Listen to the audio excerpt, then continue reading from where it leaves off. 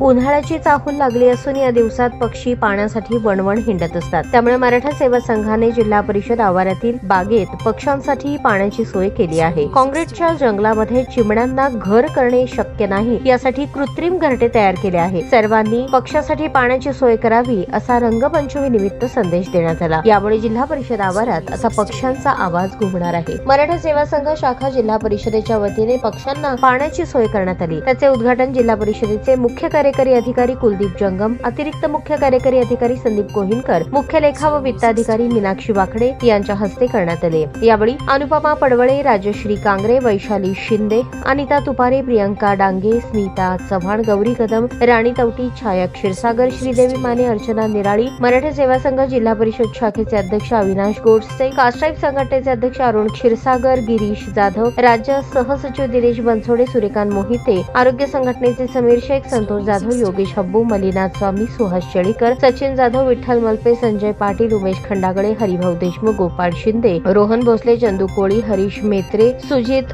काळे, जमीर Shaikh, siphon Inamdar आदी उपस्थित होते। या उपक्रमाबाबत पक्षीप्रेमी नागरिकांनी कौतुक केले आहे।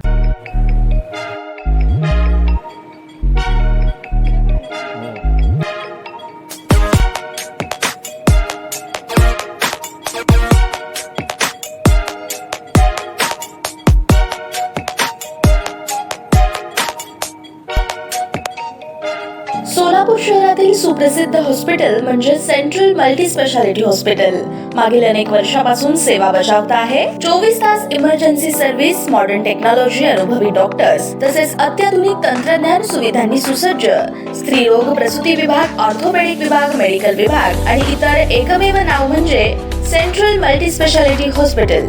पत्ता गणेशपेठ शॉपिंग सेंटर, मंगळवार बाजार, सोलापूर। ताज्या बातम्या पाहण्यासाठी प्राईम महाराष्ट्र न्यूज चॅनलला सबस्क्राईब करा।